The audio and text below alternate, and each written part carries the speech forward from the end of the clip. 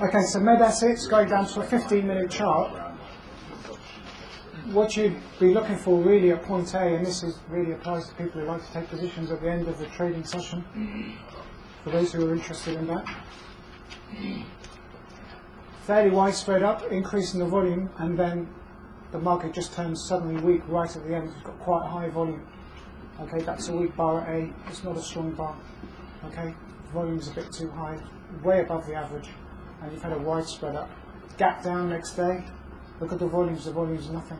So market then goes sideways, and then as soon as it tries to go up, look how low the volume is on that blue bar into that previous weakness that appeared right at the end of the previous session. Okay, closing way off the high, and then the market just sinks right off. This bar is C. It's quite high volume on an up bar right at the close of the depth of the market. Really high volume on an up bar, and then the market just gaps right down. Okay. Now this bar, what I have to do is I have to look at the previous bar on the previous chart, because you were talking about this up bar, okay? And I said, I think John, I said that started out as a down bar and then ended up as an up bar. So what you can see is, if I go forward one, it starts out gap down, okay? Now you've got massive selling climax here, comes back up, starts to retest this high volume down bars here, rallies all the way up until you get really high volume on this up bar just at the close. Okay, so this is why I say I wouldn't trade off a daily chart. I'd never trade off a 60-minute chart, but I'd probably trade off a 15-minute chart, and definitely at the end of the session. Okay, really high volume. You've got an up thrust. Look right at the end of the session, right into the two highs back here. Okay, so that F is an up thrust right into this previous sign of weakness. That's what brings it to life, and that's why that is an up thrust. That's why that is not an up thrust. Okay, that's not an up thrust because you've got a shakeout in the background. That's correct because it's right at the top where there's a previous sign of weakness in the background.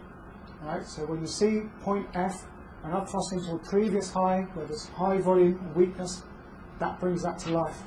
If it's down here just after a shakeout, forget about it. It's not going to work. All right? And I think a few of you have actually lost money on that when you've had what looked to be like an up thrust and then the market just went straight back up again. Okay, so it's got to be in the right place. So again, at F, right at the close of the session, you've got really high volume, and the market comes crashing down, closes in the middle, and then the market starts to go up. Now, on the daily chart, that was on the previous day, so we had the shakeout, came all the way down, and then it ended up as an up bar. The weakness came right into the close, that's why this bar was fairly widespread down, and then it's gone up on low volume. So it'll be interesting to see what that one looks like. Now obviously you've got D, you've come down to a fresh new ground, and then you've got down bar, fairly narrow spread, closed in the middle, and then you've got a retracement of that on point E, and then on low volume, you've got a reversal there, and the market goes up. It doesn't even bother to test look, just goes straight up. The volume's low right until the end, and then you culminates in this up thrust, and you've got a big shakeout there, and then we'll have to have a look at that a bit later. So any of you who are thinking about trading stocks right at the end of the day, that's what you want to be looking for, is high volume on up bars or high volume on down bars, which we don't have at the moment. But that's definitely put options in there, or shorts right into the close. That's one also weak. So there's quite good money to be made out of that, if that's what you're interested in. Okay, so distribution phase. Okay, this is MYGN. I'm not quite sure what that one is, but I think that's another Nasdaq stock. MyGen. Okay, biotech. So what we have is immediately we look, see where the spikes are in the volume. So we've got a fairly widespread up. Okay, then we've got another up bar closed in the middle. The volume is still quite high. Now you've got the follow through as a down bar, but the volume's low. And that's then followed by another up bar with low volume, and then we've got a slight increase in the volume of those, only average. So that is an up thrust into that previous high back there. That's got quite significant volume on there. Okay, so then it then comes back up. Okay, the prices get knocked back down again. They're not interested in clearing that high. It then comes back down on low volume, but back here it just goes up and there's nothing significant there. Okay? But as you can see, as the market then starts to decline, it's made a lower high and it's gone up there on low volume. So it's gone up on low volume into this previous high area where there was previous high volume. So therefore the market doesn't have the power to go up and through that previous top, so that's weakness. Okay, so then you've got a fairly widespread down. At point A, you've taken out this previous low, and that was also one of the other signs of weakness that I talked about, where you've got a fairly widespread down and through a previous area of support, which that could be construed as. Okay, and then the result of that is a little bit of buying back there, but at B, it then starts to go up on low volume, and you can see how the close is quite close to the close of its previous bar, followed by a red bar, which is fairly widespread down. Okay, but that red bar there is not a hidden up thrust because it's in the wrong place. Okay, you've got potential strength in the background, potential support, although that doesn't amount to anything. Okay, and then obviously you've got a down bar, close in the middles, make a lower lows, lower highs, so that's obviously a weakness, and then you've got the gap down, and then a possible shakeout at point C where you've got, not quite sure where it opened, but you know, it's come down, it's closed on the high, and then the next bar is down, increasing the volume, although it's not as high as the previous bar, but it is above average. And then you've got a very narrow spread down bar, close in the middle, the volume's less than the previous two, and then it comes back down on low volume, right into the bottom tail of this widespread, well, it's a down bar, but you can see where the volume is very high there, and D is a retracement. In fact, it even makes a reversal there. So is D strong then, or do you expect to see retesting if D? You'd be really interested in the position right there. If you were long there, John, then you may possibly be under any pressure. But I've actually seen this in the DAX where you'll actually get an up bar followed by a test, and then you get a fairly widespread down, back down into the base of that high volume up bar after it's tested, and then it will come back down on low volume, and then it will go straight back up again. So it's really, what they're trying to do is they know that there will be buyers on that, and they're just trying to put them under pressure, and then they've marked the market down to bring out sellers or short sellers or flush any more weak holders out of the market. They find out that it hasn't happened, so then they push it straight back up again with buying.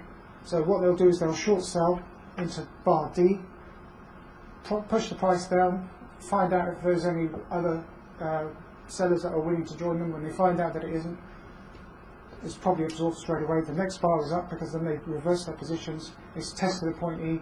So this stock, I would say, is probably quite bullish, and that's on a daily basis. But we did have a gap down, probably on some sort of bad news. Earnings, was it? Oh, no, it was a drug of theirs was not approved, I think. Okay. But very interesting enough now that there's been a shakeout of that stock based on that news, gap down, and then the stock has been reaccumulated. It actually looks bullish to me. In fact, is that a Nasdaq stock? So that's now going to be one that's going to outperform the Nasdaq. What do you have to see on that for you to start saying, I'm getting ready to take a position? E. So you're ready to take a position right now, then? If I were trading that stock, if I was trading stocks in that, yeah. Even though there's still a downtrend from the distribution phase, that really hasn't been broken, and well, just stopping volume right there. The market hasn't declined from this shakeout. That low has not been broken at $30. So what I'm asking is do you expect more of a cause-building effect to be? I expect a rally. You expect a rally now? Imminently, if it's not already taking place. I mean, you know, gap down into fresh new ground, high volume. Look, that's same climax. A lot of weak holders done on bad news. But, you know, their job didn't make it. So, you know, that's got all the right ingredients for a rally, if you ask me. It's got bad news, it's got a shakeout, it's got a gap down in fresh new ground. You know, and now it's being tested. You've got a bottom reversal there. Plus, there's no selling pressure on that down bar. Close in the middle, then you've got a tested bar E, or no selling pressure, and then the market's starting to go up. That doesn't look weak to me. You've got all the right ingredients there for a rally, and that's going to outperform the Nasdaq index soon. Could a company ever do anything like, because obviously the company has more than one thing going on, say two drugs that were in the process, and one had less chance and might not make it, have that come out first, because they knew that would drive the price down, and then have the one that's They might be, the directors might be short selling that stock, already selling out their long holders. Yeah, just wondering if the corporation might be. That's inside the trading though, which is technically illegal, but I'm sure it doesn't. Well, even if you don't do it in cooperation with the syndicate, I mean, you own stock yourself and say, well, I've got my choice here. I'll put this thing out first. But you're an insider. And then. Yeah, but you're an insider, and that's the problem. There's nothing to stop you selling the stock. Right. But I think you've got to keep it to yourself.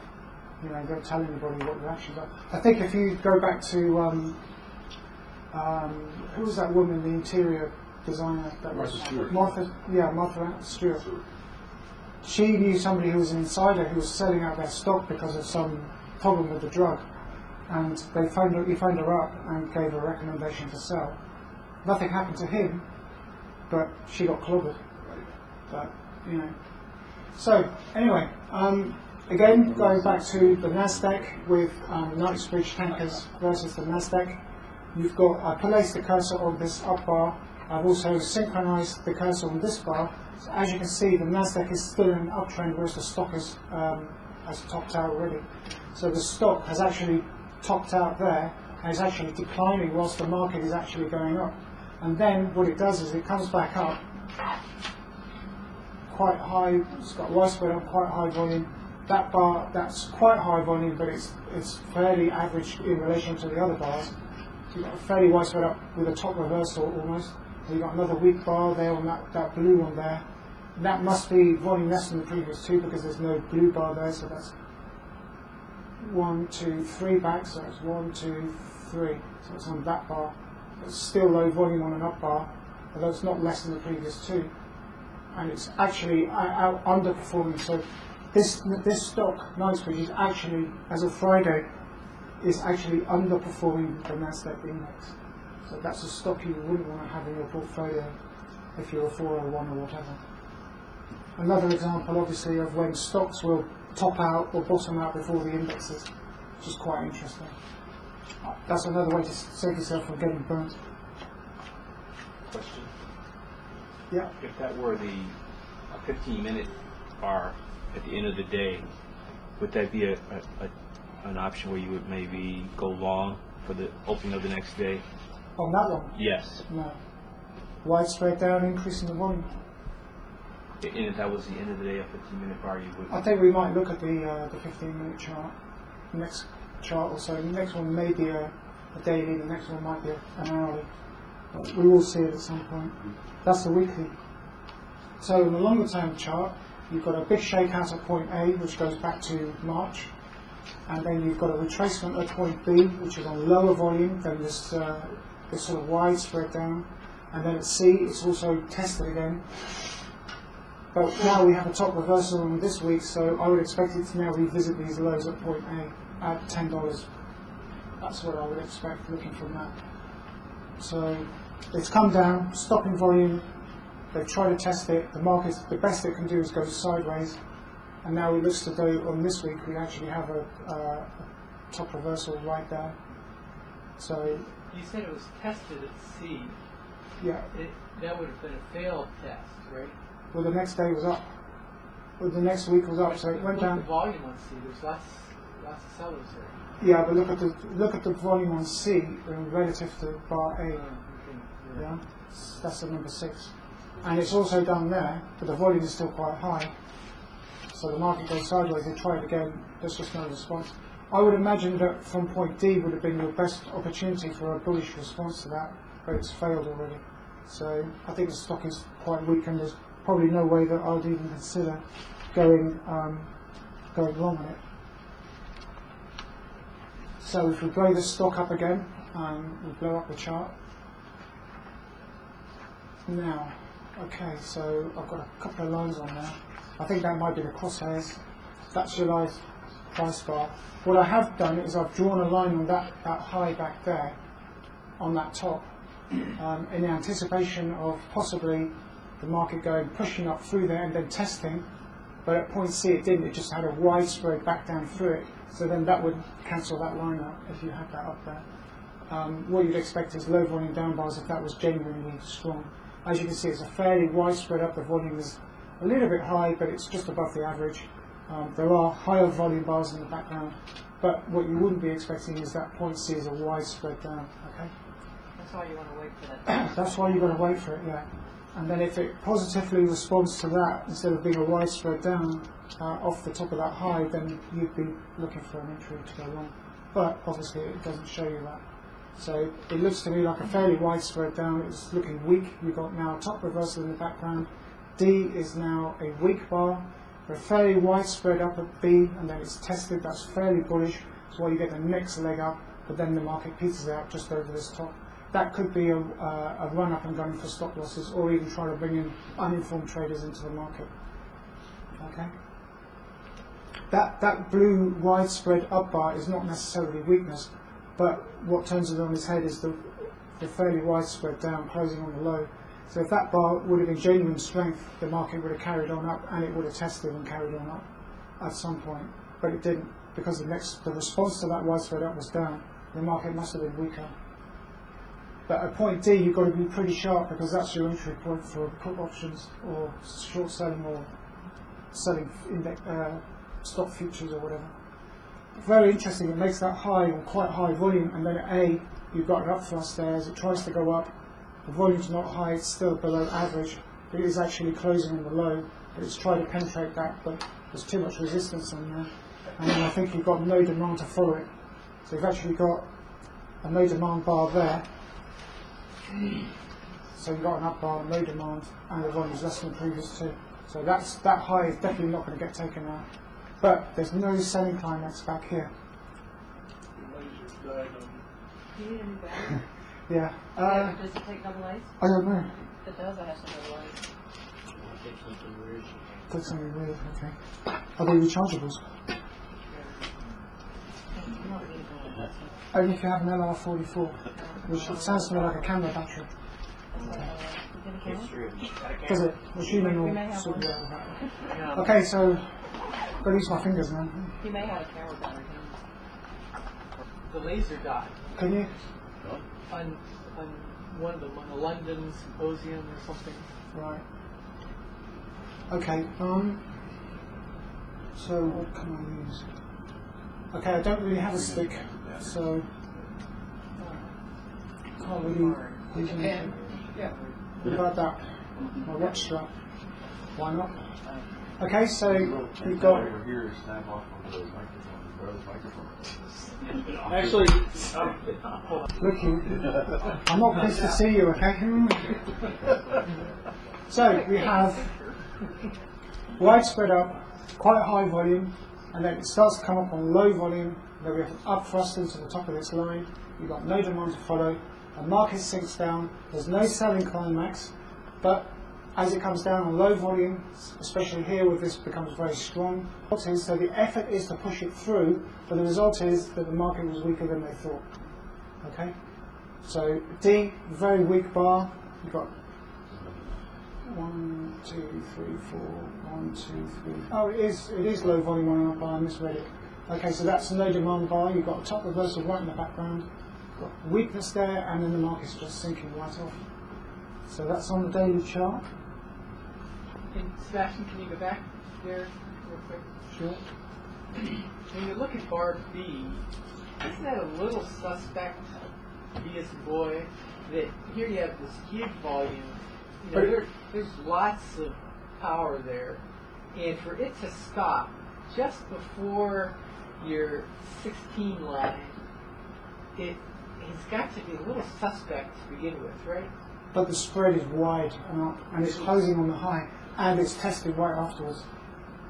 See, that's why you got another leg up, but there was no response to that, which is very interesting, if you ask me. Now, we have some text there. Okay, I think this is a question from... Did you put that text on there? Okay. Okay, I'm going to have to read it off there because it's not quite so clear on here. Okay, so Janet says, on the 28th of the 4th, where we had high volume down bars at the first of the session, and then a retest of these levels on the smaller volume at 10 o'clock. During the day, it retests these areas again on low volume. Okay, so on the 28th, so it's there was high volume on down bars. retest the levels at 10 o'clock. So the 28th is there. So you're talking about these down bars, and then it's retested later on in the session. Is that where or 10 o'clock you said? So 10 o'clock. Well, 10 and then they come back down kind of. Yeah, a bit later on. Yeah. So that's basically sinus strength 6. So you've got, you've got a bit of weakness right there at the end, and then they ram it down. Then they step in, they buy it, they push it back up, and then it comes back down again. Quite high volume. There's still supply there, and then it goes up on low volume. And then it comes back down, which is the result of that low volume up bar, and then it comes down and the volume's low again. So again, it's just going to go sideways. So you've got strong and weak bars thrown in the mix as well. Okay, so then the market goes sideways, and then it goes up on low volume, and then it comes back down on low volume. This must be very frustrating. Now, right at the end there, that's your cue. All right, that's where it becomes clear now, Janet. Right? So you've got down bars, and this is quite strong, and the volume's ticked up quite high. And then next day, gap up, and then off we go. And I can see you put an uptrend in there. So yeah, that's gone sideways. You've got a little bit of a shakeout. You've got weakness on the previous day. Can't really see anything there. It's gone up on low volume, topped out, and then it's come up, made lower highs. And then yeah, that's a shakeout. You've got that churning, so that means they're going for stop losses, trying to flush as many traders out as possible. And then the market goes sideways, it goes up on low volume, it goes down on low volume, but right at the end, they mark it down, the volume comes in, and gap it up next time. Okay? Okay with that? Okay, so, Janet goes on to say, I'm observing that when you have one distinct bar at the end of the day, such as one at 8th of the 5th at 14:45, widespread with ultra-high volume. Is that the bar you've marked with the cursor there, Janet? So the 8th of the 5th at 14:45. It's not that one. 14:45, yeah. Is it that one? Okay. Right. I'm also noticing that when I see bars going in the same direction as it is the case at the end of 11th of the 5th, right, which is there. There, right, okay. On the increasing volume on down bars into the close, I anticipate it opening up the next morning. So you mean higher? Yeah. I would enter at the close and the close out at the opening of the next session for 2 points. Are these correct assumptions in most cases? I thought there were some days like 6th of the 5th, which is back there, that I would not touch, as there appears to be too much noise at the close. If anything, I would have thought it would have been open down the next morning, not up. Your thoughts? Okay. So if we come back here, we're right at the top of a trend channel. So we've gone up. The volume is quite high, and it comes back down, widespread down, close off the low, but the volume's not really excessive. Now, interestingly enough, the next bar, it does look as though it's struggling to go up. So, and the volume is still quite high. So there's a lot of supply around there. And then you've got this fairly widespread up, closing on the high, almost, on really high volume. And then you've got a down bar just at the close. So I would say that was an up thrust to catch you out. That's what I was wondering. Was that Yeah, that's an up thrust. Yeah, that's an up thrust on that high. You've got that weakness in the background there, Janet, and you've got an up thrust. That's to catch your stops and put you under pressure. Right, that's to take you out if you're short there. That's deliberate. That means that when you, on the close of that bar, you'll probably be a lot safer to go in because you know they're going for stops. Okay, so then the market comes back down. Now there's no stopping volume anywhere here, but then it is on the bottom of that trend channel. So then it comes down, volume decreases, fairly widespread up, increase in the volume. It's not excessive compared to say that volume or that volume or that volume. Comes back down on low volume.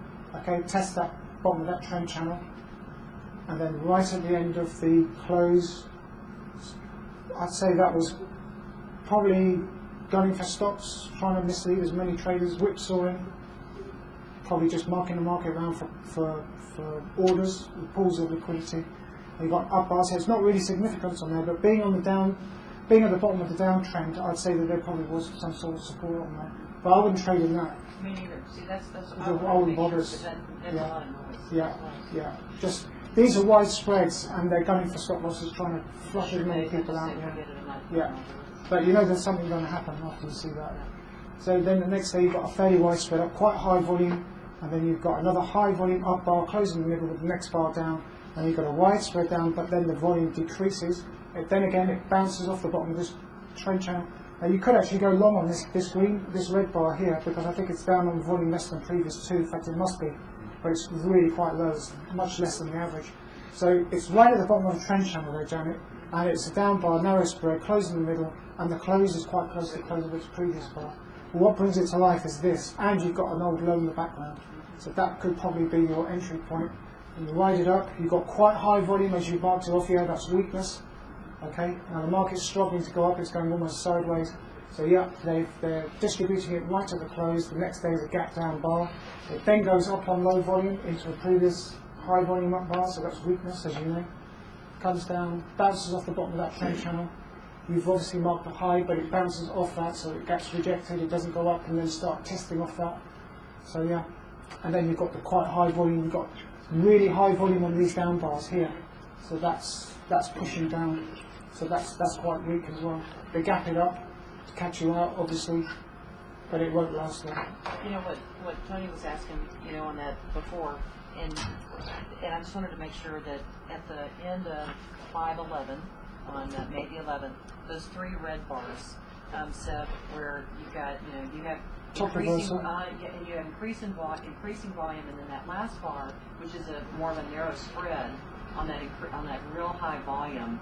And the one, Tony, that I think you were looking at had a real wide spread.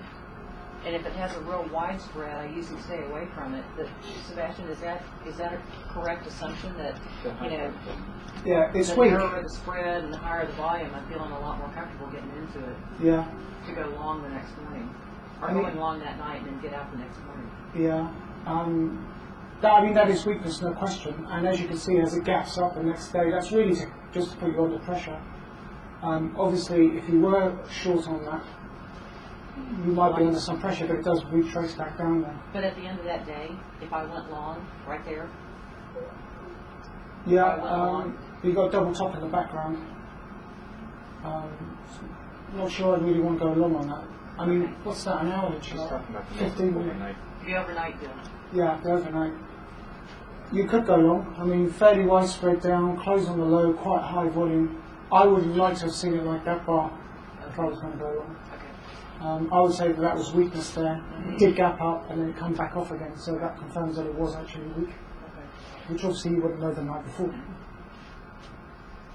Okay, so Bank of America daily. So is this one of your charts again? No, it's somebody else's I chart. think it was Tom's. Oh right, he's gone now, isn't he? Okay. 14th of May. So this is probably Friday or thereabouts. Looks like a daily chart. So again, it's got two lows. I think he's taken that low and that low. I think he should have either taken that low and that low and that high, or possibly added that low and that high. So that trend is, you can't really, you've got to take the first two lows. You can't really start missing or skipping bars like that. It's not right. So you've got to take that one with that one, and then you can add that one, and then that one. So that trend channel wouldn't actually exist in reality. So shaking out, and you've got just retested down there on low volume. The market then starts to trend up. You've got a gap up. So right at the end of the day, you've got this 15 daily chart. So you've got a gap down there. The volume's not significant. It's quite interesting. Then it comes back down on low volume. So there's no sudden pressure there, which explains why it gets marked back up. Okay, so you've got a fairly wide spread up. The next day is up. So that's not really weakness in its own right, because why would the next day be up? Okay, so you've got a fairly wide spread up, quite high volume, closing on the high, and then the next day is up, small reduction in the volume. Then it starts to go up, gets knocked back down again, and then this one here, this blue one, that's a weak bar, that's a low volume up bar, and then they push it up, mark it down, and then that's not enough thrust, because it'd be wide spread up, closing on the low. The range of the spread is far too narrow for that. But again, it's going up on low volume. It's come back down again. So it's now coming down on low volume on that one, but slight increase in the volume now. I think it will probably just continue down. Bank of America. So yeah. Can I ask you a question? I've seen this quite a few times. On the 24th, right after that. That one. Yeah, if you could move up a bit, is the high volume up bar. No, to the left more. That one. Yeah, if you go up to the price chart now. To the price, yeah. Yeah. So you have a high volume up bar. Yeah. And then you go sideways, and then there's, and then right there is a very low volume test. And then the next bar, I've seen this happen so many times. The next bar is an increase in volume down, though the overall volume is less than that blue bar to the left of it. Yeah, you're talking about that one. Yeah, so the overall volume is less, but it's an increase in volume going down into that testing area. Yeah. I must have, I see this all the time. How do you interpret that? What's the next bar do? The next bar is up. So what does that tell you? It tells you there was buying. The question I have is, where do you take your position? Where would be a safe place to take a position? Eliminating all those trend lines, Okay, so you've got a low volume down bar there. Uh-huh. That's volume less than the previous two. It's still in an uptrend because you've still got a higher low. Okay, yeah, you've got some buying there. Increase in the volume, but don't forget the volume is still less than average there. Right. So it's still low. Okay, yeah, you've got some sort of a Wyckoff spring there, but there's no real low that you would, unless you look at that low, but that's not really. You'd really be looking for something, say, like down here where you've got a low like that, but you don't have it, you see. What about that last red one? The red one. That one there? Yeah. No, it's usually comes off one of these. Okay. Usually find it on the low with quite a wide tail. Okay. But you don't really get that there. So it's a bit of a strange one. It is in an uptrend, but you've got to see that it's a mixed bag again. You've got low volume up bars here, and you've got low volume down bars there. So it's not really that clear, to be honest. So that's why you look at the overall trend is up. It does manage to get up. Maybe if you've got a break up, so you've got that down bar there with low volume less than the previous two, it's fairly narrow spread. Maybe you might want to take a position at the end of that one, because it's got fairly wide spread up, so that confirms that was actually strong, and then it continued up until it came up to here when the volume started to come back in. And as you can see, if you look right in the background, you've got a previous top there. That explains why you had a lot of sellers right into that high. Okay, so as it approached that former high back there, the market turned negative. But at that point it was strong because it's going down on low volume. Okay, you've got a little bit of weakness there as it's trying to go up. There must be something in the background that's making the supply hit the market, unless there were just locked in traders who were just desperate to get out, break even, or alive, as it were. But as it comes back down, there's no real, there's quite high volume on that up bar, which is, you've got to take that into consideration. And you've got a down bar, volume less than the previous two. Okay, then you've got an up bar, slight increase in the volume, and you've got another up bar with volume less than the previous two, then it comes down, closes off the low. It's not easy to read. To trade, I would imagine that would be quite a difficult one. Look at the chart. Back on 3.6, that one, right in there. I bought some calls right there, Right. and I got out too early. I got out when it got up into the 5s. What would have kept me? What should I have done differently? I can't even tell you why I got out at 5. I guess I thought it was turning for some stupid reason. Can you, when you trade your options, can you put in your stops to lock yourself into a profit above where you got in? So why didn't you just do that? I mean, on a futures contract, you can take, say you've got in at say 6. Say this is the S&P mini, right? You've got 2 points there. Say you get in at 6 and it goes up 5 ticks. Can you then put your stop loss in at 1 tick above your entry point? So you lock yourself in, you cover your commissions, and you give yourself some profit. Well, that's what you want to do then. Because what it's done is you've got quite a mark away from this low. So you've got some sort of shakeout there. It's retested on low volume. Done the right thing, you've gone in. What you did, but you probably didn't use a stop to protect yourself in case the market came back down. and that's probably why you panicked yourself out. Now, had you done that, you could have just said, right, I'm going to give that space now to do what it needs to do, and then I don't have to worry about it because I'm going to walk away with at least something, and I'm going to protect myself. I'm going to cover my broker's commissions, plus I'll have something. So, what you need to do in the future is, if it marks itself up away from your entry point, then just protect yourself with a stop in front of your position to lock yourself into a profit and cover your commissions. That way you can just ride it all the way up then. Because once it's in a uptrend, see, I don't really understand why you close it down. You've got a shakeout there followed by a retest. No weakness there, is there? There must have been something that emotionally...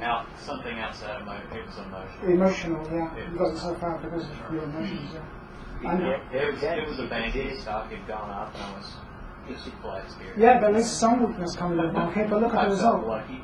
You know, they made the effort, and then there's just no follow through. There's just no selling pressure there. That's why it keeps going up. But every time it breaks a high, you start to get the volume coming back in. But the result is that it comes back down.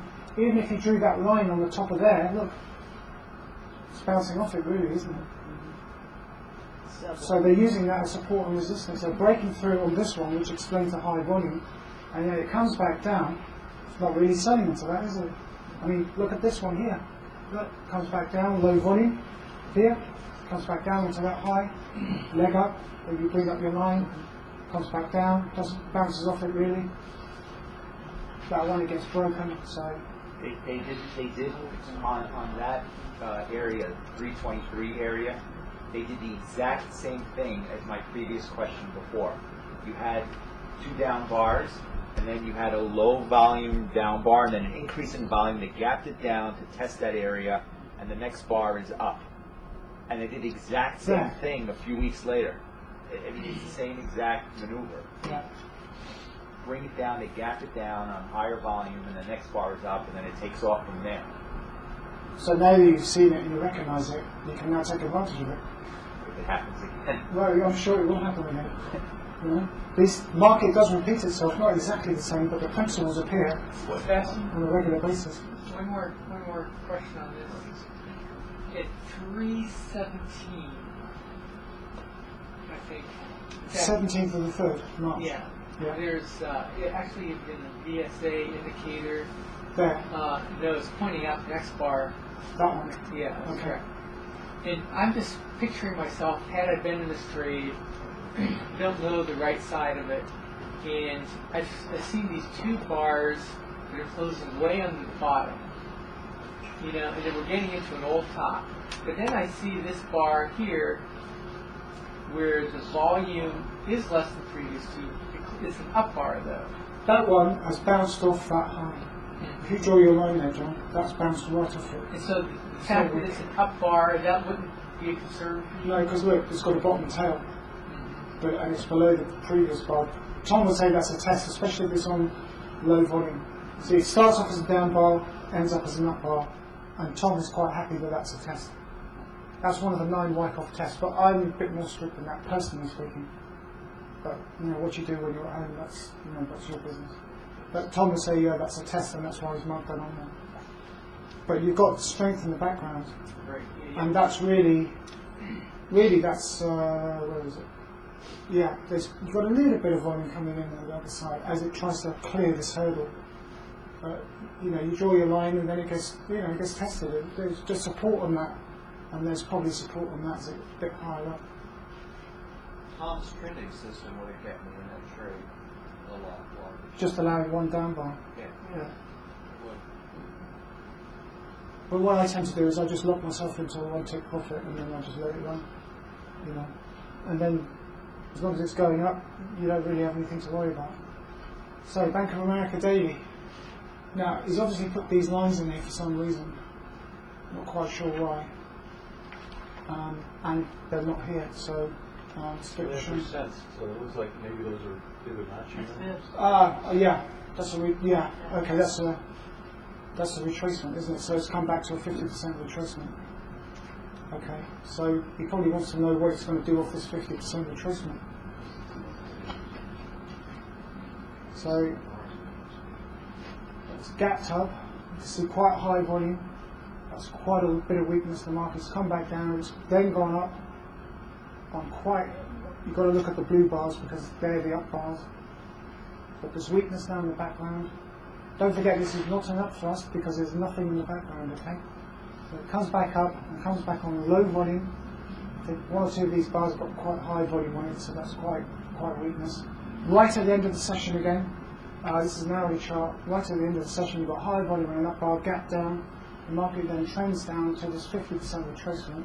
So I suppose the question you wanted to ask was, how is it going to react? So it does appear that it's bounced off that. You've got fairly widespread down, close in the middle, increase in the volume over average. The next bar is up is always a positive sign.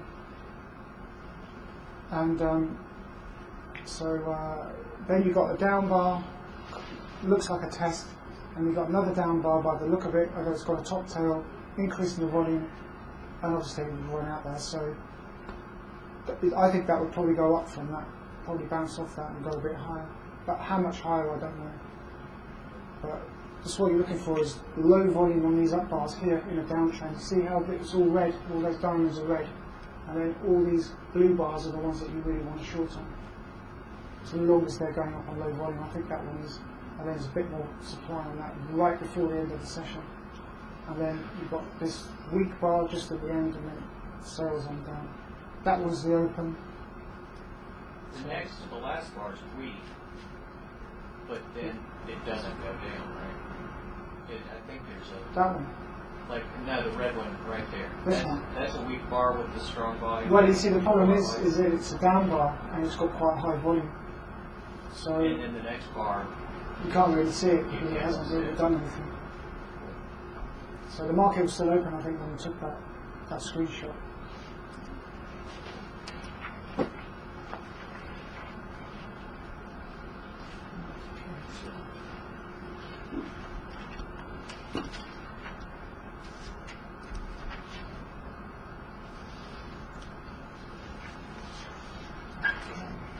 So I think he's blown it up a bit more so that we can see it a bit better. We've obviously got a gap up. This Bank of America 30-minute chart. It's come back up, made a second high on low volume.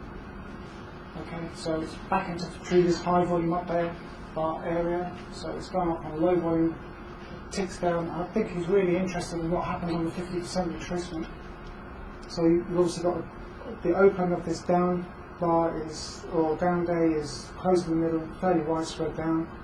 And you've got another down bar, quite high volume with the next bar up, so that must have contained more buying. Then it starts to go up on low volume. Okay, nothing really significant, a slight increase, but it's only average, there's nothing excessive there. So then you've got up bar into a previous high, and you've got a fairly widespread down.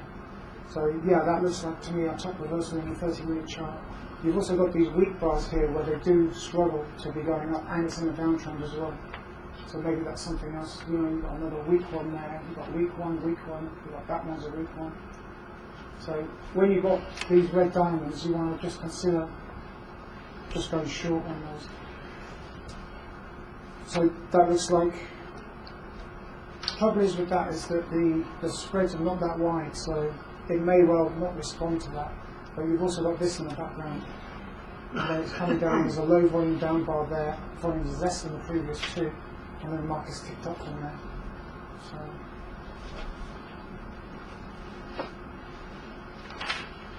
okay, another Bank of America chart.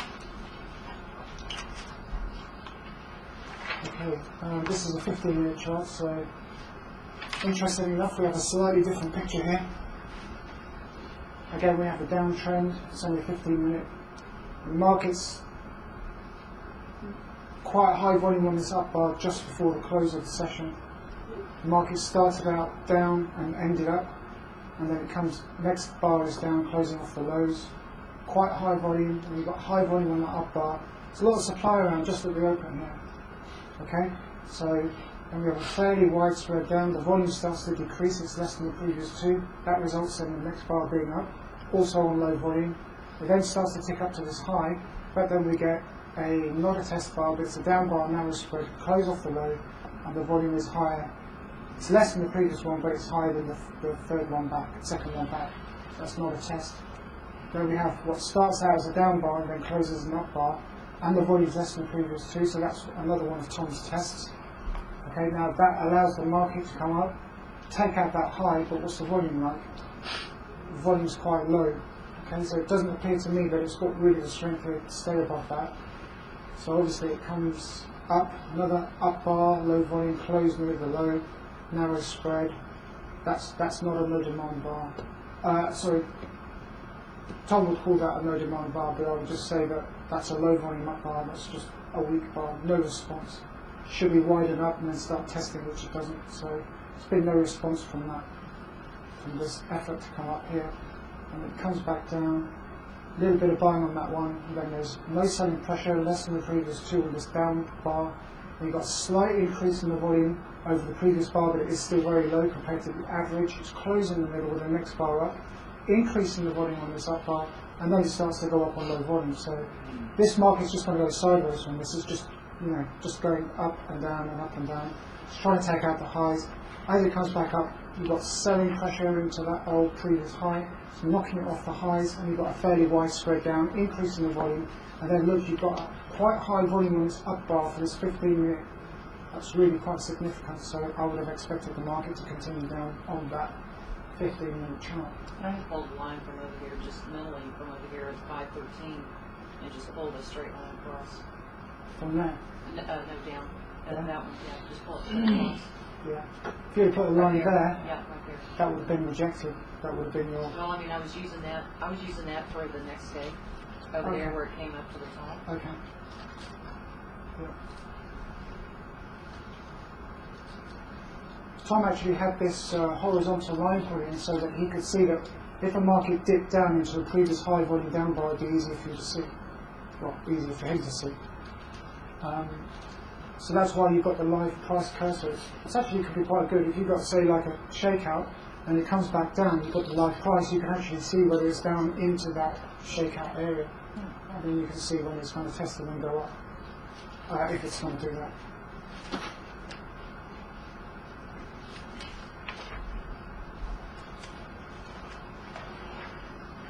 And then a 5-minute chart. Okay. So we're getting quite close to the market here. Again, on the open, we've got a fairly wide spread down, quite high volume. We close on the high. The next bar it goes up. Then supply is swamping demand. You can see the volume's quite high. And then you've got another up bar. The volume's less than the previous two, so there's no interest in the upside. Fairly wide spread down, increase in the volume. And then we come back down into new low ground. Now there's no stopping volume here. Okay, so there's no shakeout, no stopping volume. It's come back down into this bottom tail of this up bar here. So it comes up, nothing really significant on the volume. Makes a bottom reversal look, and then it starts to test here, got low volume on this down bar. So at this point here, it's actually quite strong. And as you can see, the diamonds start to go from white to green.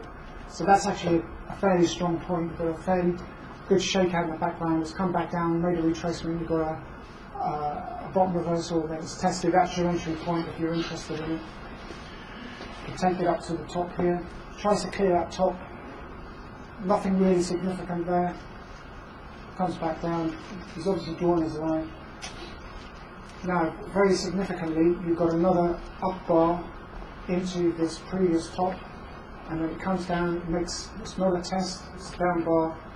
The volume's quite high, it's above the average. And then you've got another level bar, and you can see that black bar there. And then it tries to go up, it closes below the high of this bar back here, and next bar is down, so that's probably quite, there's too much selling, too many sellers at this high, at 11.5, and then that pushes the market back down. Now, very interestingly, as the market then comes back down, the increase in the volume, that knocks the market sideways. Okay, so it's broken through this uptrend. So it's come back down, it's broken through the uptrend, and the volume has increased. So it may well come back up into this, take out any stops which are below this line, then come back up and then maybe continue upwards. This quite high volume just below this line is what I would attribute to taking out stops of long holders. Another little trick to part you from your hard-earned cash. Right, I think we're in your neck of the woods again. Okay, so. Oh, we rarely have those. Finally, we see one that's What's your camera maybe for, a right? silly thing to do. I mean, Okay. maybe I might not be doing 1 minute anymore. Right, okay, so you'll be sick of looking at charts after today. No, not at this age. I just understand it. Well, you're going to have... Yeah, these are more conceptual than bar by bar type questions. Right. I've never seen anything like where it's basically sideways, jump to a pivot, sideways, jump to a pivot, sideways, jump to a pivot. And that's the only time there are major volume events. And this is a 1 minute chart, and still these huge things happen with 1 minute. It's not like an hour chart. It goes so fast that even in 1 minute you can't catch it. Can you actually trade off these 1 minute charts? You're smiling. Sometimes. Sometimes. What drives me there is that, as I was saying yesterday, is that quite often when major trends happen, you can't get into them unless you go way down to a 1 or 2 minute chart. Right. And there you'll see a little test at the beginning of a move or a little no demand, and it won't be anything until it's over. Right. And there's enough overlap that if you try to get in during, Right. you'll typically get knocked out. And the size of the point on DAX is pretty large, so I know that. I can't afford more than Sure. a few points of Sure. stop. Sure. Okay. Obviously here you have to assume that you have a distribution phase 6 in the morning, which would be what, 12? Yeah, that would be Eastern, is it? So it'll be about 11 a.m. or something like that. Yeah. Markdown, increase in the volume, below a previous area of support, which is weakness. It then starts to rest and goes up on quite low volume here. Starts to go up, makes another top. Can't really read anything from the volume now. You've got a nice little blue bar there, which is quite weak. So what you have is lower highs, followed by an up bar and a fairly narrow spread.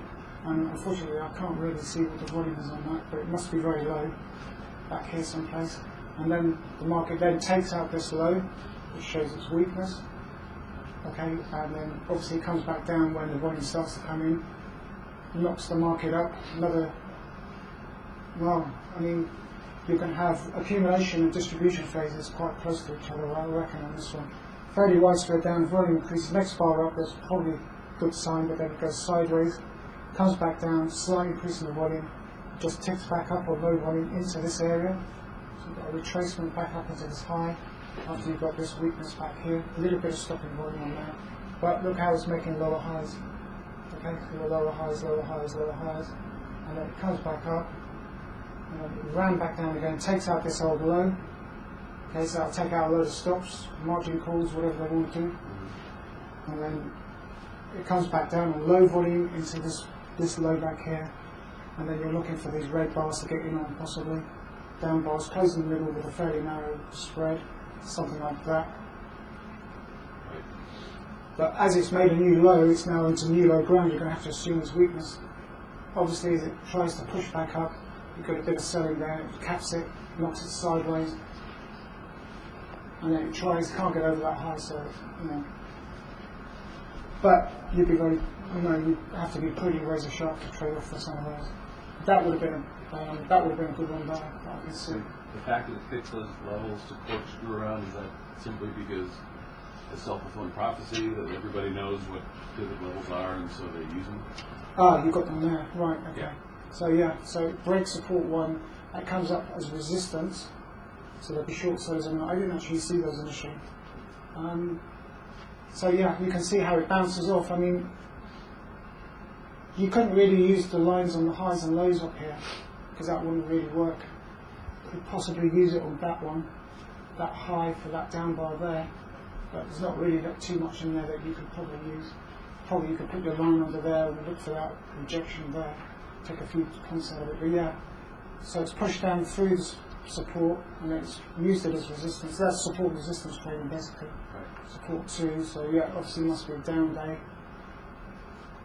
Quite interesting enough, they bashed right through it and it's come back up. It's meandering around there, but it's making lower highs, you see. So that's very significant. And then they push it back down to support 3, closing off the low, and then it comes back down on low volume and then it starts to tick up again. Bit of a challenging day's trading, I would say. I'm just looking at it again. Okay, so this is the 1 minute chart. You've bunched up the bars quite a bit, so it's a bit difficult to actually read that because the bars are fairly small. But Yeah. I can give you a general over picture, but I couldn't really say too much because obviously it's it's just too narrow. I can't actually make head or tail of that. Yeah, I think this maybe the same things different. More far. It's the whole day rather than. Okay. So it's going to be. Right. So obviously it's broken the pivot number, it's bounced off it, and then it's used it as resistance here. Nothing really significant on the volumes. You go push down through on an increase in the volume, and then it uses it as resistance and then pushes it through again. Do you actually trade off these support resistance channels? Well, I have never before, but when I started seeing it being used this repeatedly, I thought maybe it's an advantage. Right. Well, nothing to stop you looking at it. Yeah. And if you see merit in it, then you know. Yeah. I've never seen any other market use with that religiously. Right. That's what I'm saying. Yeah. Yeah, but significantly you've got lower highs. So when that gets dropped, that's probably going to be resistance. So yeah, there's obviously a lot. There's so many traders out there who can't read the volume, but they'll just buy and sell blindly on these support and resistance lines. That's why it's so popular. Right. Sideways on the boom. Yeah, this is that 5 minutes window you recommended a few Right. weeks ago. Okay. And other than saying maybe this is like a whole day's worth of simulation. Yeah. It's dropped down. Got quite increases in the volume there. You've got more increase in the volume there. And it's dropped back down, retested there. What I usually find is you'll get like a buying or selling climax, usually within about 1 bar on the 5 or 8 or 10 minute chart, and then it'll just reverse for the whole day. I mean, obviously you didn't have that here, but see, it's interesting how you've got stopping volume and it goes sideways, a distribution channel, comes back down there, and then there's another shakeout back into this low, and then it comes back up until it reaches this high, and it's just bouncing off. And it's just bouncing off buying and selling orders up highs and lows.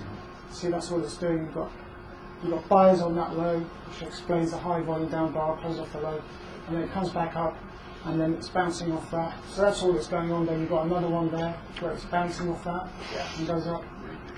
Yeah, what people are doing are trading off highs and lows.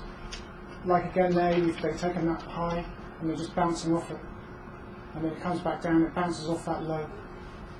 That's not a bad way to trade if you can make money out of it. You know. But you've got to be pretty quick with your stops, because if you get caught out, you're under pressure. I think that's €10 a tick. Yeah. So you've got 121.23, so that 3 will represent €10. And if it goes up to 24, then that will represent a €10 profit. Yeah. Or down 1 to 22. Each dotted line is like €100. But you can see how if you drew that line on there, it's come up there and it's bounced off it. So that shows you they're buying and selling on these highs and lows. So there, and then there, down there. That's risky though. Yeah. You can make money, but it is risky. Because you're blind, you might as well put your money on the horses. So, okay, 1 minute chart. Okay. Yeah, this one I had because it doesn't allow this either, but there just seem to be no major events. Volume. Like they did twice, 3 times they got into the salmon colored area. Yeah. And it's sort of unusual. See, as it comes back down, it just sort of, there's no stopping volume really there, it just sort of ticks back up on low volume, and then it just starts to sail back off again. You couldn't probably trade it off a 1 minute chart, you could probably trade it off a 2 minute chart. I can trade off a 2, but not a 1. It's just too quick. You can't get your order in quick enough, and you've got to try and get it within that last 5 seconds, and you're trying to keep your eye on the chart and keep that. It's much easier off a 2 minute chart. Yeah. Obviously you've got low volume up bars on this downtrend here, makes a new low, which is quite significant, and then you've got a bit of stopping volume, probably stops being taken out. It goes up, look at the response, there's practically no response from that. Comes up, there's big high volume on there, goes sideways, it comes back down to retest this low back here, a little bit of buying there, and then the volume drops off, comes back up. You're just buying on highs and lows or selling on highs and lows. That's really all I can see there, Rick. Yeah. So, that's, but you're just taking like 2 points, something like that. But that's not really what you call wipe-off, is it? No. That's a different discipline. profit by money management if you do it at all. That's what put a lot of trading in do. Sure. Take a lot of trades so that there's activity. And Okay. if you're it's going against them. Right. How long have we got? Who's going off? Who's gone? 1 minute? 2-minute break. Did it? Well, it won't flash. It won't flash? Okay. In other words, Cap on some of these stocks. Thanks up. So this is the API stock, and as you can see, right at the end of the day, you've got quite high volume on this up bar with a fairly narrow spread. So I would expect the market in the stock to be open down tomorrow. It's quite a bit of weakness in the background.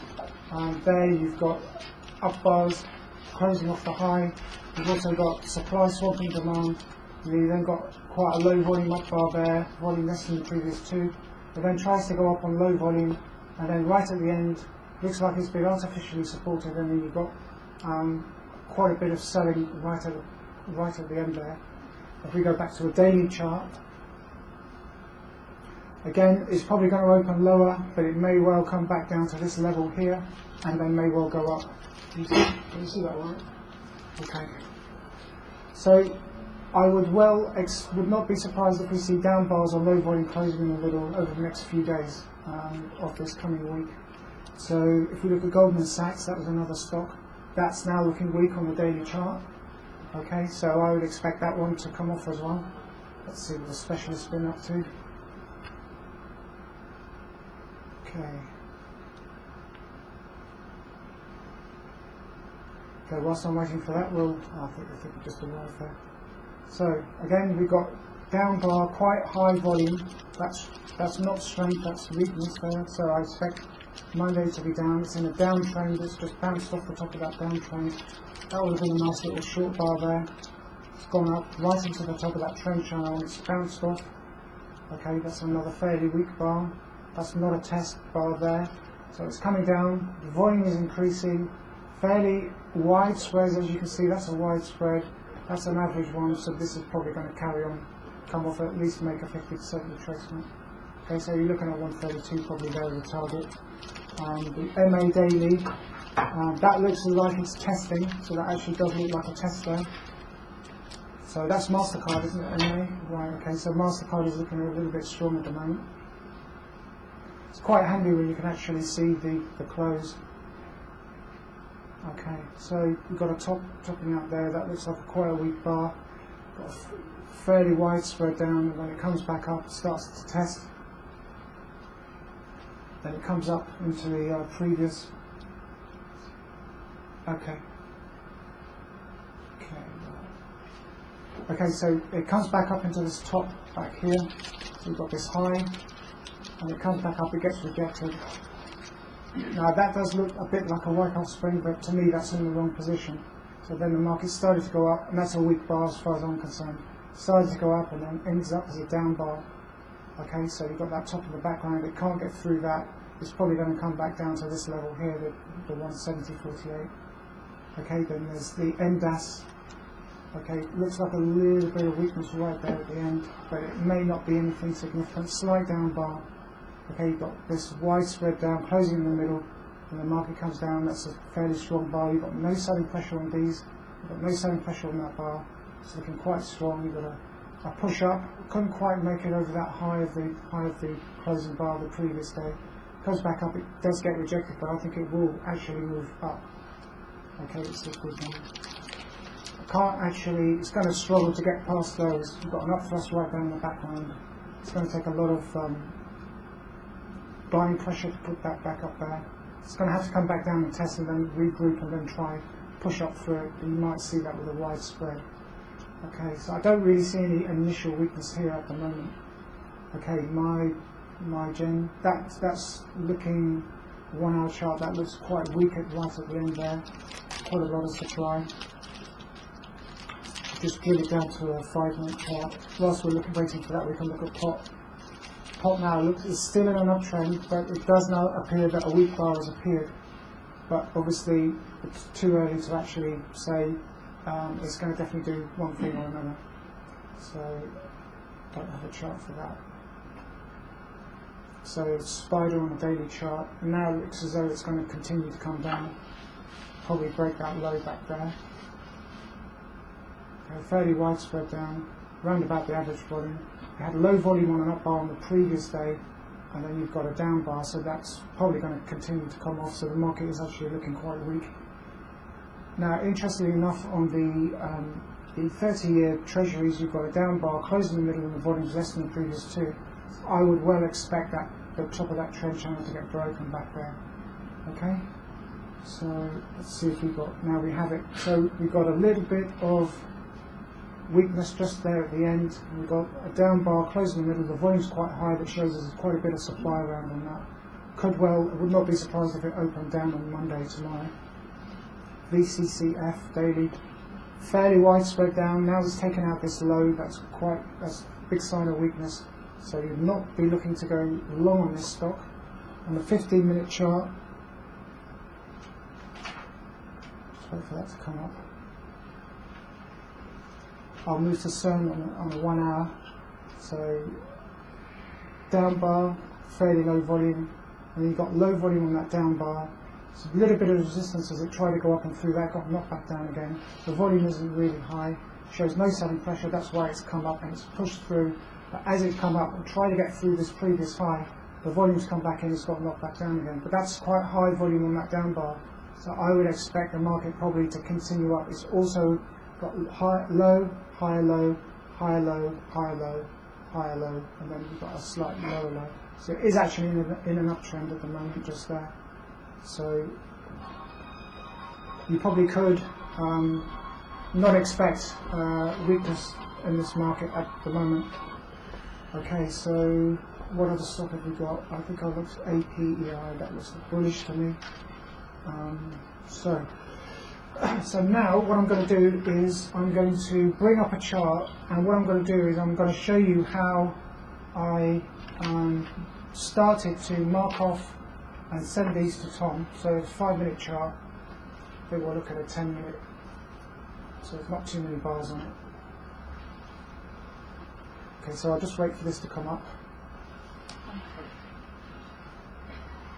Hopefully it shouldn't be long.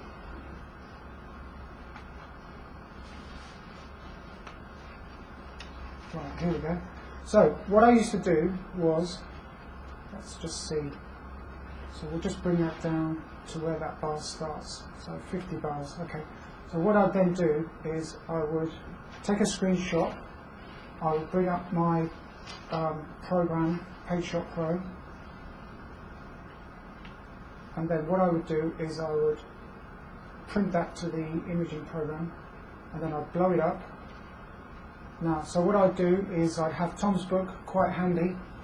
So here I would say, right, okay, so what I'm going to do is mark this up bar here. So there's two choices you can do. You can either mark it as a 1 or an A or something like that. But what I used to do is I would say this is up bar, and that equals supply, swamping, demand. Okay, and then I'll put that there. Okay, and then I might possibly put an arrow there, and then I would say then that there is no selling pressure here.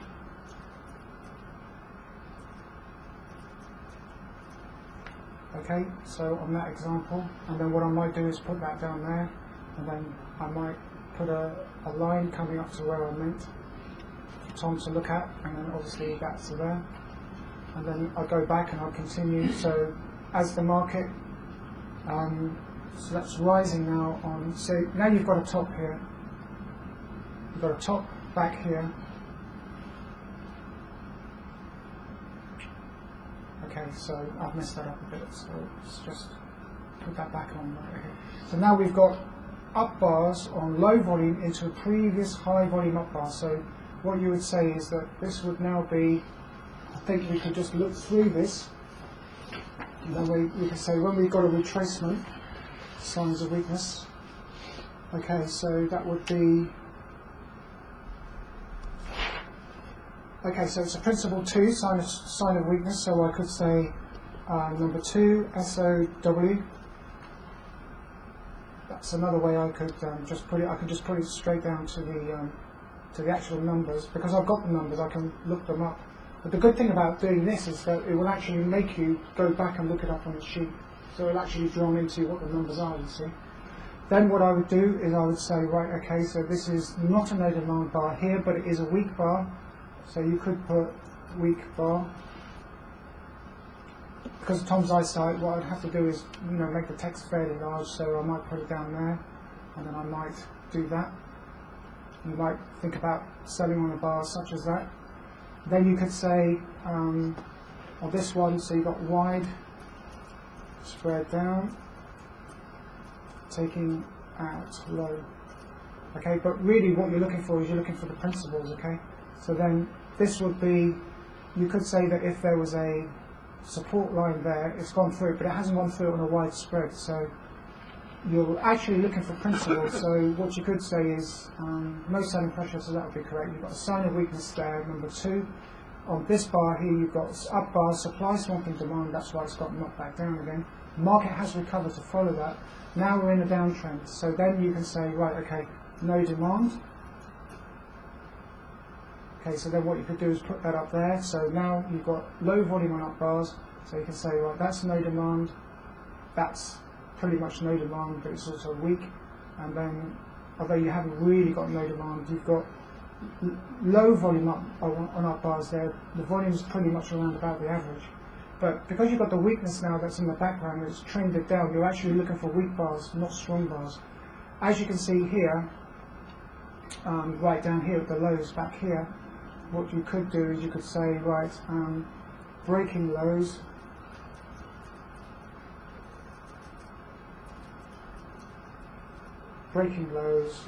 with increase in volume, bullish potentially. Okay, so you can put that there. And then what you could say then is you put that there, and then you could just draw your line into it, such as that, and you can go back to the text. So now what you're doing is you're looking for the result of that. So now you're in an uptrend, but you don't actually see testing, which is really what you'd be looking for. So actually the market's actually coming up on increase in volume, but the spreads are getting narrow. So this is something else that I would put. So I'd say weakness at the end of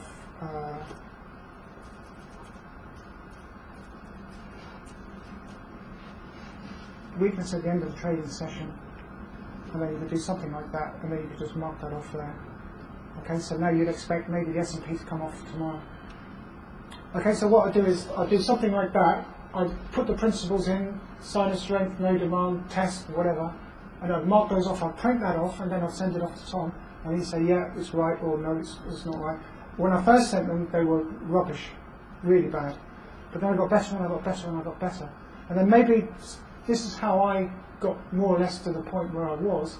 So maybe, you can either save these to your computer, or you can print them off, keep them in a file, and then every month you can go back over them and you say, well, did I make a mistake there? Did I make a mistake there? Because the more you study, the better you'll get, and then the better you'll get at it. And then you can go over your previous charts, and I can actually see where I previously made mistakes. But I've ironed all that stuff out now, and I no longer make the mistakes as I used to. But so that's how I did it. And it was just constantly. And if I wasn't sure about something, I'd go back to Tom's book and I'd look it up. But really, I mean, most of you should have these principles now. You should be looking for these on your chart, marking them off, printing them off, or saving them to a folder in your computer. And that's how you're going to do it. You just one of your 12-year-old marked up on your computer now? You go that for it? No, I don't. I deleted them all. And I think Tom's thrown them all away. I think he was giving them out to people. So when it got better and better and better, then he was able to say, look what Sebastian's done. But this is how I made the breakthrough. Because what it did was it forced me to look it up and research it. And then I wanted to get better and better. That's how I did it. So it's up to you. If you feel that you can do that, and then go over it once a month and you say, oh yeah, and then you might see something that you didn't see previous. But it will, it will come to you. But you've just got to keep at it, nailing it, hammering it, and it will come. If I can do it, you can do it. When I got this program 12 years ago, back in 96 or 7, I couldn't make head or tail of that chart. You know, I couldn't make head or tail of it, didn't understand it at all, didn't know what a test was, didn't know what low demand was, sat there looking at the book, scratching my head thinking, well, what the hell's that mean? You know, but slowly with persistence and determination, I managed to break through, and then I managed to get better and better, I hope. So that's how I did it. Perhaps that's what you might want to consider. Is there any chance that anybody would like me to look at? The last maybe 5. What program is this you got? What's that? This is PaintShop Pro. You can get free imaging programs, but all you want is one where you can put lines on it and you can put text on it. You can probably get free ones off the internet from download.com. Microsoft Paint will actually work. I do that. I have the software, free software I got. I take a screenshot of my trade and I annotate what my thinking is in using Microsoft Paint. Hey, Seb, Want some charts to pull up, or? Seb, Yeah. can you pull up AZO, AZO. FCX, Hang on. and XOM, and study the daily and weekly, and 30-minute bars. Okay, give me those symbols again. AZO for AutoZone, Yeah. FCX for Freeport in the morning, Okay. and XOM. Excellent. Opal, and both the daily and weekly, Daily and weekly. and 30-minute bars.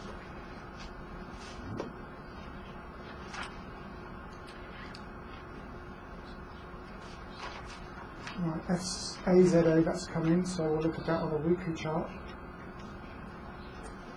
Is this a Nasdaq stock? Or is this a S&P 500 stock? 3 letters. S&P 500. Okay.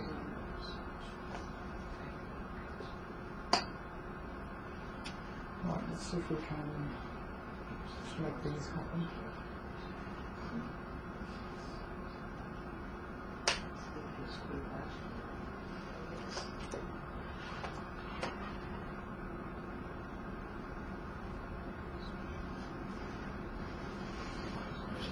Right, okay, so stock is on a weekly chart. It would help if I had weekly on both of them.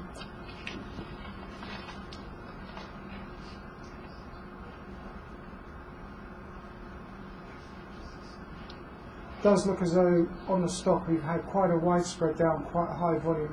Next bar fairly widespread up, and that low it seems to have bounced off it to the upside, so it was looking quite bullish off that high back there. And then we've got low volume on this. No, we haven't. We've got an average, just above average volume. It goes up, and it starts to go sideways. So I'd say that's possibly under distribution there. Hopefully we'll have the S&P 500 index. I think what I'll do is I'll make another chart of it. Right, we've got it. Okay, so get rid of that. Okay, so it does appear that the stock has outperformed the index, although it does actually appear that it's actually making a top reversal on the indice, which is probably weakness now. But it does appear that on the weekly, the stock has actually outperformed the index by quite a margin. So we'll drill it down to a daily chart. So we've got index is obviously looking weak. We've got that bar. Yes, Thursday I think it was. So hopefully the data won't take too long to come in. Right, okay, so it does look as though that the stock now has declined. If I look at that update and then we look at the index is actually falling, but it does appear that the stock may have bottomed out just as the index is turning, so it could well start to outperform the index on this one. So I think we'll drill that one down to 60 minutes. And then we'll drill this one down to a 60 minute.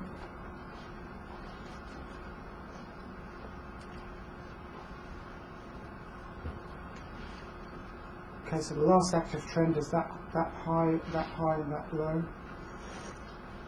It looks as though it's got quite a weak bar just there, right just below that the low of that trend channel. So quite a bit of volume on that, right just at the end of that down bar. So now if we look at the hourly of the S&P 500 and then we look at the hourly of the AZO, I would say it's fairly obvious that the stock is outperforming the index on an hourly basis. But I would say that it's probably going to drift into a downtrend. We've actually got a downtrend which is established now.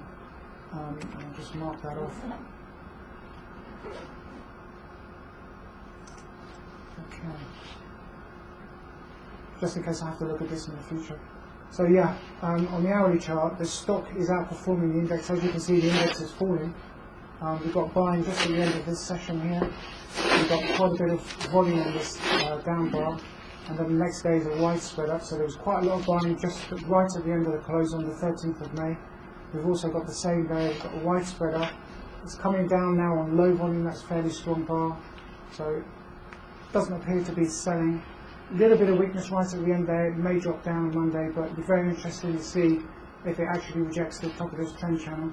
Can't quite tell right at the moment, but I'd say there's possibly a bit of weakness right there, right at the end. But it could just mean for a lower open. It may not necessarily continue down. But I think the stock is definitely outperforming the index at the moment. So what else do we have? We have, can we look at FCX? So let's have a look at FCX. Okay, FCX. Okay, so FCX. Okay, again, that looks as though it's trading in harmony with the index. So the index is falling, and the stock is falling in harmony with that index. This is an S&P 500 stock, isn't it? It's not a Nasdaq. Okay, so yeah, this stock is basically, if you look at that up thrust there, and then you look at that one there, they're pretty much the same. So this stock is now pretty much falling in harmony with the index, so it does appear weak, and will probably continue further down. I'll just bring back to the daily chart. Obviously the index is falling. You've got weakness on the previous day, which was Thursday, and then Friday was fairly widespread down, closing at the lows of the previous Wednesday and Thursday session. So hopefully this won't take too long to come in.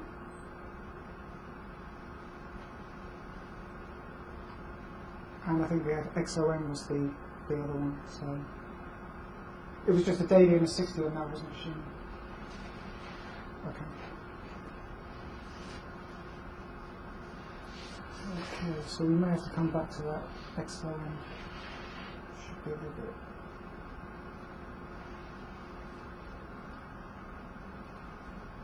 Right, okay, so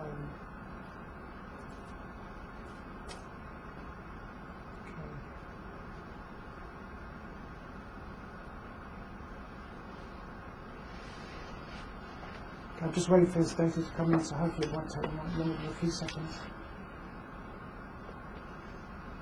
That's the great thing about when I do the charts in advance and I put them in the PowerPoint. I don't have to worry about them taking time to load up. I know that they're there, we can get on with it. Right, here we go. So, daily chart. Looks as though we've got some sort of shakeout here. Is this another 500 S&P 500 stock? Excellent. Okay, it's not a down stock. It is a down stock. Right, okay.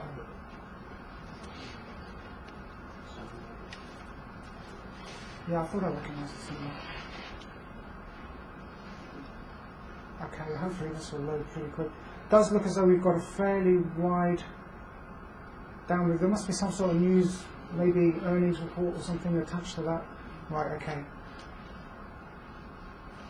Okay, so the stock does appear to have got quite high volume on that up bar, followed by low volume, almost the same. Next bar is a fairly narrow spread down, then we've got this sort of shakeout.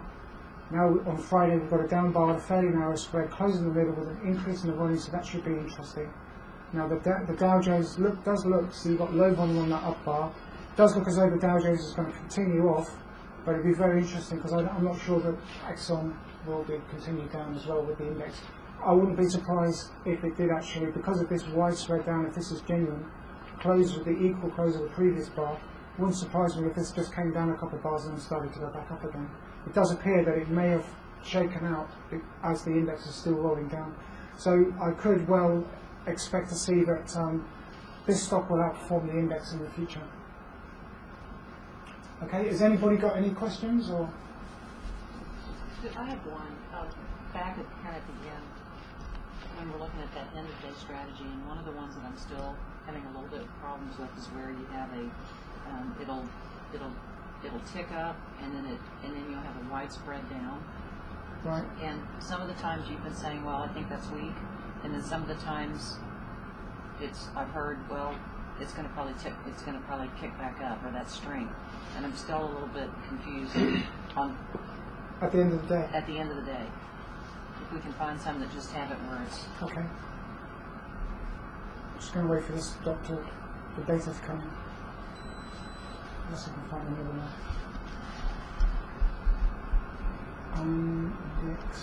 Let's see.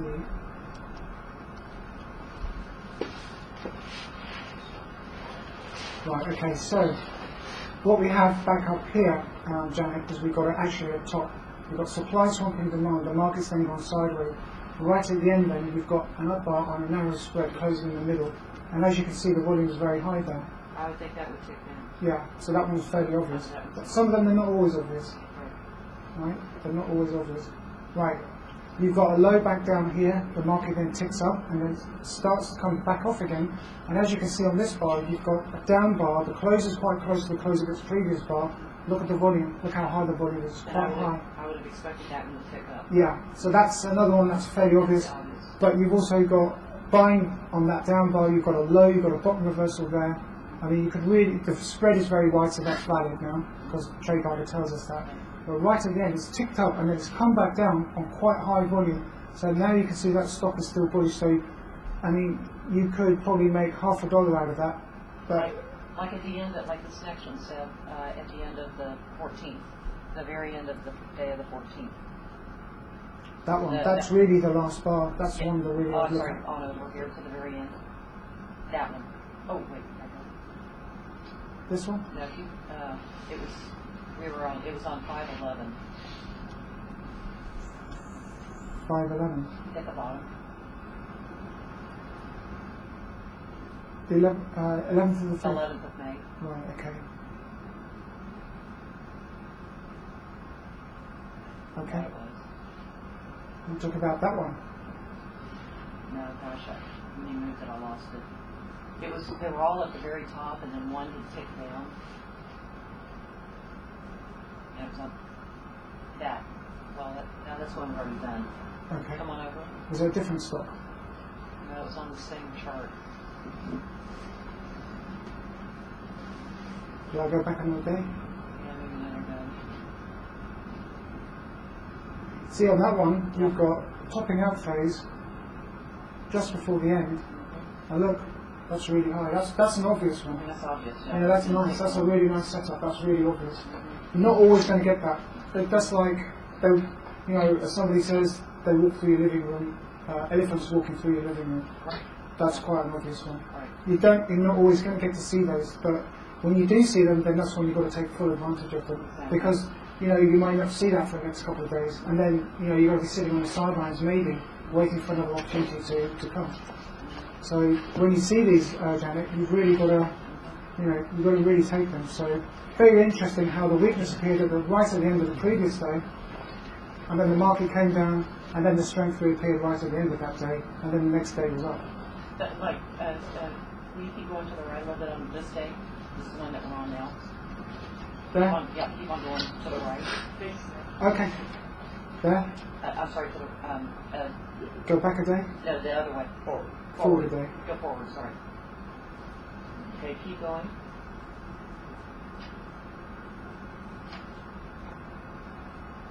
Are you referring to a different stock, or are you thinking about a different No, I stock? thought we were on this one, but that's okay. It's where I'm getting confused is when you have an up bar, it's ticked up, and then sometimes you'll have a widespread down, and sometimes I've heard you say, well, that's weakness, and then sometimes I've heard you say, well, I think it's going to tick back up. If it's down bar closing in the middle, If It's it's down bar line closing in the middle, it's going to go back up. But if Line it's is- down bar and it's closing on the lows, Yeah, then definitely. that's sweetness. Yeah. Okay, well that Different. helps. Okay. See, if it closes in the middle, Sure. demand must be greater than the supply, because otherwise why would it close in the middle? And there was mine. And the next bar should be up as well. Mhm. Okay. So let me give you an example. That one, down bar, fairly widespread, closing the middle, next bar up. Okay. Let me see if I can find another example there. That one, fairly widespread down, closing the low, next bar is down. Right. Okay. Right. So that one, down bar, closing the middle, next bar up. Okay. So, and especially if it takes out a previous low, then you add more weakness to it. Right. Alright? So Because the down bar closes on a low, it's basically just a continuation. it's weak. So But even on our end of day setups, we're still looking at our background. sure, all the time, Right. all the time. So it's Calculating on the bars. yeah, it's 7 minutes past 5 now. So I think we can call it a day safely. So thank you for coming. I hope you've enjoyed yourself. Tomorrow, you will be in London. So Rick, R-I-C-K,